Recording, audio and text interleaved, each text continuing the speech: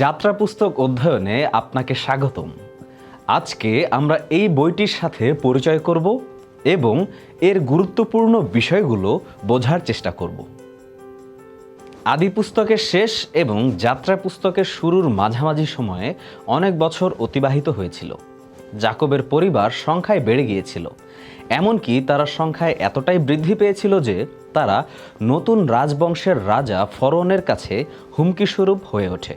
কারণ মিশরের জন্য যোসেফ যা করেছিলেন সেটি নিয়ে তাদের যোসেফ ও তার পরিবারের প্রতি কোনো কৃতজ্ঞতা ছিল না। তাই তিনি যাকবের বংশধর ইসরায়েলীয়দেরকে জোর করে দাসের কাজ করানোর সিদ্ধান্ত নেন। এটি সেই লোকদের এবং যাত্রার পুস্তকের যে বিষয়ের সাথে পরিচয় করিয়ে দেয় তা হলো ইসরায়েল জাতির দাসত্ব। এখন মিশরের গোশন, যেখানে ইসরায়েলীয়রা শক্তিশালী এবং মহাজাতি হিসেবে তৈরি হয়েছে, সেটি ছেড়ে তাদের চলে যাবার সময় এসেছে। নবজাতক শিশুর মতো তাদেরকে কঠিন দাসত্বের কষ্ট ও যন্ত্রণার মধ্য দিয়ে সেখান থেকে বের হয়ে আসতে হবে। ঈশ্বর বেশিরভাগ সময় তাঁর সাধুদেরকে এমন কঠিন পরিস্থিতির মধ্য দিয়ে নিয়ে যান যেটি তাদেরকে তাঁর বৃদ্ধির পরিকল্পনার মধ্য দিয়ে যেতে বাধ্য করে। এমনকি প্রাথমিক মণ্ডলীতে নতুন নেতারা যখন একটি নতুন আন্দোলনকে স্থিতিশীল করার চেষ্টা করছিল, তখন স্তিফানের মৃত্যুর পর এবং তীব্র নির্যাতনের কারণে তারা সুসমাচার নিয়ে বিভিন্ন জায়গায় ছড়িয়ে পড়তে বাধ্য হয়েছিল।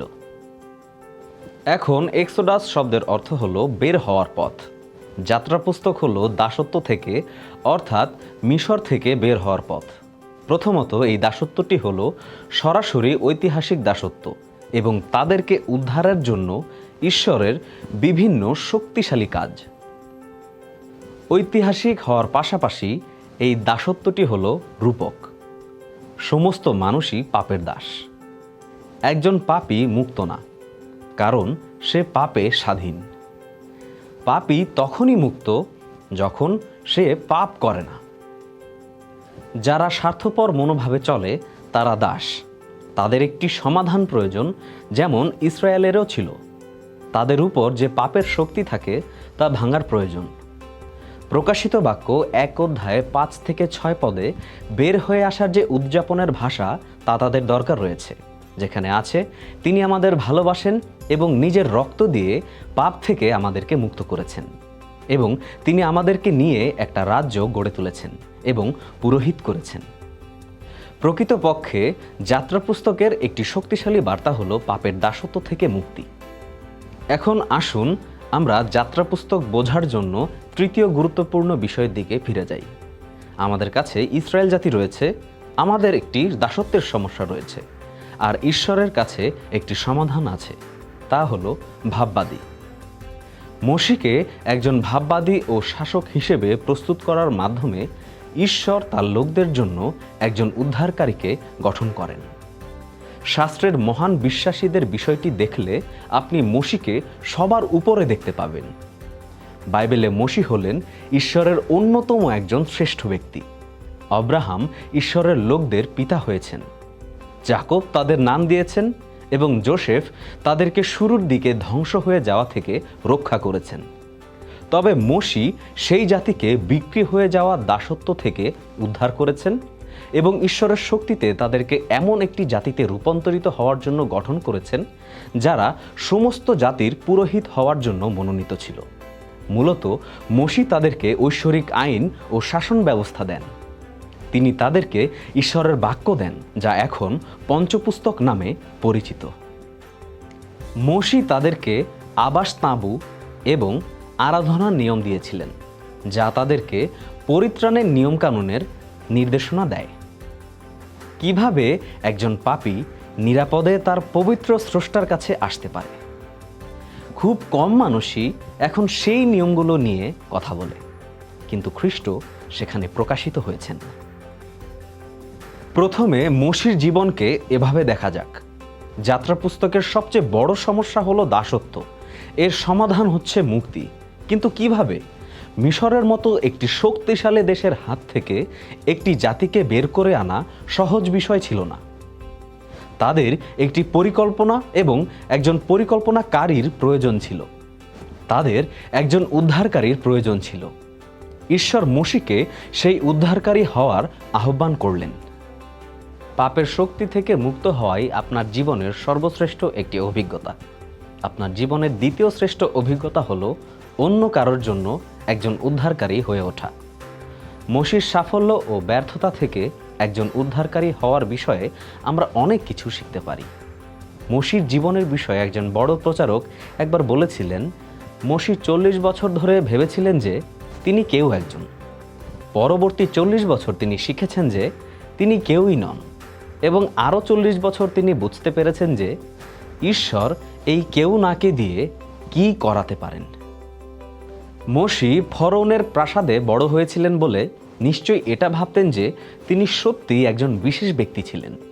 এরপর 40 বছর বয়সে তিনি নিজ জাতির দুর্দশা দেখে খুবই দুঃখ পেলেন এবং নিজের অহংকারী বুদ্ধি ও শক্তি দিয়ে তাদেরকে উদ্ধারের চেষ্টা করলেন। তিনি একজন ইব্রিয় দাসকে মিশরীয় কর্মকর্তার কাছে নির্যাতিত হতে দেখে তাকে হত্যা করেন। এই বিষয়টি সবাই জেনে যায় এবং মোশি যখন জানতে পারেন যে ফরৌন এই বিষয়ে জেনে গেছেন, তখন তিনি নিজের জীবন বাঁচানোর জন্য পালিয়ে যান। ঠিক সেই সময় ঈশ্বর যেন মোশির কাছে এসে এই কথা বললেন, না মোশি, এভাবে কোনো সমাধান হবে না। এইভাবে তুমি কখনোই কাউকে উদ্ধার করতে পারবে না। তাই পরিচর্যার প্রশিক্ষণের জন্য পরবর্তী 40 বছর মরু এলাকায় গিয়ে এই বিষয়ে চিন্তা করা যাক। মোশি পরবর্তী 40 বছর মেষপাল চড়ান এবং একটি পরিবার গঠন করেন। যখন তার সময় আসলো, তখন তিনি মুক্তির আহ্বানে সাড়া দেওয়ার জন্য আগের মতো আগ্রহী ছিলেন না। তিনি অখ্যাত একজন ব্যক্তিতে পরিণত হয়েছিলেন। মোশি মরুভূমিতে ছিলেন আর হঠাৎ একটি ঝোপে আগুন জ্বলে উঠল। মরু এলাকায় এরকম ঘটনা অস্বাভাবিক কিছু নয়। যখন এরকম ঘটে তখন সাধারণত সেই ঝোপগুলো 5 সেকেন্ডের মধ্যে পুড়ে ছাই হয়ে যায়। কিন্তু এই ঘটনায় মোশি বিভ্রান্তিতে পড়েন, কারণ সেই ঝোপটি পুড়ে ছাই হচ্ছিল না, বরং সেটি জ্বলেই যাচ্ছিল। তখন মোশি সেই ঘটনাটি দেখতে গেলেন, আর তখন সেই ঝোপ থেকে ঈশ্বর তাঁর পবিত্র উপস্থিতির জন্য মোশিকে যথাযথ সম্মান দিতে আদেশ করলেন। যাত্রা পুস্তক 3 অধ্যায় 4 থেকে 6 পদে আমরা পড়ি, ঝোপটা দেখবার জন্য মোশি একপাশে যাচ্ছেন দেখে সদাপ্রভু ঈশ্বর ঝোপের মধ্য থেকে ডাকলেন, মোশি, মোশি। মোশি বললেন, এই যে আমি। সদাপ্রভু বললেন, আর কাছে এসো না, তুমি পবিত্র জায়গায় দাঁড়িয়ে আছো, তোমার পায়ের জুতা খুলে ফেলো। আমি তোমার বাবার ঈশ্বর, আমি অব্রাহাম, ইসহাক ও যাকবের ঈশ্বর। তখন মোশি তার মুখ ঢেকে ফেললেন, কারণ ঈশ্বরের দিকে তাকাতে তাঁর ভয় হলো। মিশরে ইসরায়েলীয়দের কষ্ট দেখে ঈশ্বর দুঃখ পেলেন। তিনি তাদেরকে উদ্ধার করার এবং তাদের পূর্বপুরুষ অব্রাহামের কাছে যে দেশটি দেবার প্রতিজ্ঞা করেছিলেন সেটি দেবার পরিকল্পনা করেন। এরপর 10 পদে তিনি তাঁর পরিকল্পনাটি মোশির কাছে এভাবে বলেন, কাজেই তুমি এখন যাও, আমি তোমাকে ফরৌনের কাছে পাঠাচ্ছি। তুমি গিয়ে আমার লোকদের অর্থাৎ ইসরায়েলীয়দের মিশর থেকে বের করে আনবে। মোশি বুঝতে পেরেছিলেন যে তিনি বিশেষ কেউ নন, তাই তিনি তাদের উদ্ধারকারী হতে অনিচ্ছুক ছিলেন। তিনি 11 পদে উত্তর দেন, আমি এমন কেউ নই যে ফরৌনের কাছে গিয়ে মিশর থেকে ইসরায়েলীয়দের বের করে আনতে পারি। ঈশ্বর তার উত্তর শুরু করেন মোশির জীবনের শেষ পর্যায় থেকে, যখন তিনি বুঝতে পারেন যে ঈশ্বর একজন সাধারণ ব্যক্তিকে দিয়ে কি না করাতে পারেন। যাত্রা পুস্তক 3 অধ্যায় 12 পদে ঈশ্বর বলেন, আমি তোমার সঙ্গে থাকব। মোশি যখন নিজেকে বিশেষ কেউ মনে করছিলেন, তখনই তার উদ্ধার করার পরিকল্পনাগুলো ব্যর্থ হয়েছিল। গীতসংহিতা 127 অধ্যায় 1 বলে যে সদাপ্রভু যদি ঘর তৈরি না করেন তবে মিস্ত্রিরা মিথ্যাই পরিশ্রম করে, কিন্তু যখন সেখানে ঈশ্বর থাকেন তখন সেটি ভিন্নতার কারণ হয়। মোশি পরবর্তী 40 বছর ধরে এটি শিখবেন, ঈশ্বরের সামনে যে নম্র হয় তিনি তার মাধ্যমে কত কি করতে পারেন। আপনি কি কখনো ভেবে দেখেছেন যে কেন মসি এই প্রশ্নটি করেছেন যে আমি কে? এটি নিয়ে 1 মিনিট চিন্তা করে দেখুন। মসি কে ছিলেন? আপনি কি এই জাতিকে উদ্ধার করার জন্য মসিকে বেছে নিতেন? এখন ঈশ্বর মসিকে এই কাজের জন্য আগে থেকেই কৌশলগতভাবে গঠন করেছিলেন। তিনি রাজকীয় সংস্কৃতিতে বেড়ে উঠেছিলেন বলে মিশরের সর্বোচ্চ শিক্ষা লাভ করেছিলেন। তিনি ইতিহাস জানতেন এবং লিখতে ও পড়তে পারতেন। তিনি মিশরীয় আইন কানুন, জ্ঞান ও শাসকদের নিয়ে অধ্যয়ন করেছেন এবং তার আশেপাশের লোকদের কাছ থেকে বিভিন্ন ধরনের নেতৃত্ব শিখেছেন। তিনি যুদ্ধের কৌশল এবং লড়াই উভয় দিকেই প্রশিক্ষিত ছিলেন। ঈশ্বরের শক্তিশালী হাত এগুলো জুগিয়ে দিয়েছে। কিন্তু তিনি কি মহামারী দিতে পারেন? সাপকে আদেশ করতে পারেন? সমুদ্রকে ভাগ করতে পারেন? সাধারণ দাসদের নিয়ে একটি বিশাল বাহিনীকে পরাজিত করতে পারেন? তিনি কি পাথর থেকে জল বের করতে পারেন? আরেকটি বিষয় হলো তিনি একজন খুনি ছিলেন এবং সামাজিক অপরাধের কারণে ফরৌন তাকে ঘৃণা করতেন। মসি নিজেও একজন ইব্রিয় ছিলেন। আদিপুস্তকে আপনি পড়েছেন যে মিশরীয়দের সাথে ইব্রিয়দের কোনো সম্পর্ক ছিল না। তাদের মধ্যে অনেক দিন ধরে বিভিন্ন বৈষম্য ও কুসংস্কার ছিল। এমনকি মিশরীয়রা ইব্রিয়দের সাথে খাবারও খেত না। আদিপুস্তক 43 অধ্যায় 32 অনুসারে এর মূল বিষয়টি হলো এটি তাদের কাছে একটি ঘৃণার কাজ ছিল। আদিপুস্তক 46 অধ্যায় 34 অনুসারে মিশরীয়দের কাছে রাখালেরা ঘৃণার পাত্র ছিল, যার অর্থ জঘন্য। একজন মিশরীয় রাজার সামনে তিনি কি সত্যিই ঈশ্বরের পক্ষে উদ্ধারকর্তা হওয়ার যোগ্য ছিলেন? অন্য কেউ কি ছিল? এমন পরিস্থিতিগুলোতে ঈশ্বর প্রায়ই অযোগ্য লোকদেরকে বেছে নেন, যাতে কে এই অলৌকিক কাজ করছেন সেই বিষয়ে কোনো সন্দেহ না থাকে। তাই নম্রতা এবং বাধ্যতা হলো ঈশ্বরের কাছে অন্যতম আলোচনার বিষয়। যদি একজন ব্যক্তি জানেন যে তিনি কোনো কিছুর যোগ্য নন, কিন্তু তিনি এটা জানেন যে ঈশ্বর তাকে সেই কাজটি করার জন্য মনোনীত করেছেন এবং তিনি বিশ্বাস করেন যে ঈশ্বরের সেটি করার ক্ষমতা রয়েছে, সেক্ষেত্রে শুধুমাত্র বাধ্যতা এবং সবসময় নম্র থাকা প্রয়োজন।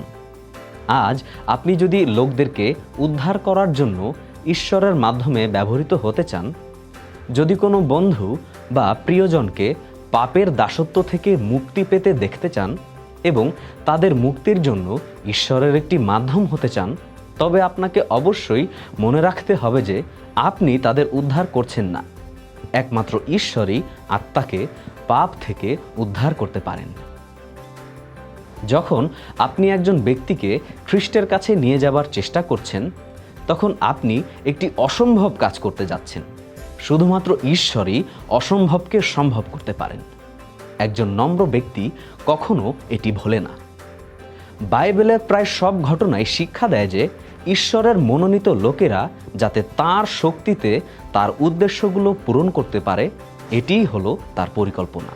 আবারও শুনুন, ঈশ্বরের লোকেরা যাতে তাঁর শক্তিতে তাঁর উদ্দেশ্যগুলো পূরণ করতে পারে, এটি তার পরিকল্পনা। যোহন 15 অধ্যায় 5 পদে যিশু তার এবং ঈশ্বরের উপরে নম্রতায় নির্ভর করার প্রয়োজনীয়তা সম্পর্কে দারুণ একটি দৃষ্টান্ত দিয়েছেন। তিনি বলেছেন, আমি আঙুর গাছ আর তোমরা তার ডালপালা। যদি কেউ আমার মধ্যে থাকে এবং আমি তার মধ্যে থাকি, তবে তার জীবনে অনেক ফল ধরে, কারণ আমাকে ছাড়া তোমরা কিছুই করতে পারো না। কল্পনায় হোক বা বাস্তবেই হোক, যিশু তার শিষ্যদেরকে একটি আঙুর চাষের জমিতে নিয়ে গিয়েছিলেন। তিনি আঙুর গাছের এমন একটি ডাল টেনে নামিয়েছেন যার মধ্যে থেকে শাখা প্রশাখা বেরিয়ে এসেছিল এবং সেগুলোতে ফল ধরেছিল। তিনি বললেন, এটি এই রকম। তোমরা কি দেখতে পাচ্ছ যে এই শাখাগুলো কিভাবে এই লতার সাথে যুক্ত রয়েছে? এটি ফল ধরানোকে সম্ভব করে তোলে। যিশুর এই দৃষ্টান্তে অনেক সত্য খুঁজে পাওয়া যায়। তিনি বলেছেন, আমাকে ছাড়া তোমরা কিছুই করতে পারো না। তিনি আরও বলেছেন, তোমাদের ছাড়া আমি কিছু করব না। দেখুন, কোনো ফল লতাতে ধরে না, বরং এটি শাখায় ধরে। যাত্রা পুস্তকে ঈশ্বরও ঠিক এমন। তিনি একজন দ্রাক্ষালতা হয়ে তার ডালপালা খুঁজছেন। ঈশ্বর উপকরণের মধ্য দিয়ে কাজ করতে পছন্দ করেন, তাই তিনি মোশির মতো লোকদের খোঁজেন। তিনি তাদেরকে গঠন করেন, তিনি তাদেরকে নম্র করেন, তিনি তাদেরকে নিয়োগ দেন, তিনি তাদের মধ্য দিয়ে কাজ করেন। তিনি বলেন, তুমি সেই বিশেষ অলৌকিক বিষয়টি আবিষ্কার করতে পারো যা আমি এমন একজন ব্যক্তির মাধ্যমে করিয়েছি যে নিজেকে কিছুই না বলে মনে করত। এটি উপলব্ধি করা গুরুত্বপূর্ণ যে যতক্ষণ না পর্যন্ত ঈশ্বর আপনাকে তার মতো করে ব্যবহার করার জন্য গঠন না করছেন, ততক্ষণ আপনি কিছুই না। আর ঈশ্বরের লোকেরা যাতে তার শক্তিতে তার উদ্দেশ্যগুলো পূরণ করতে পারে, এটিই হলো তাঁর পরিকল্পনা।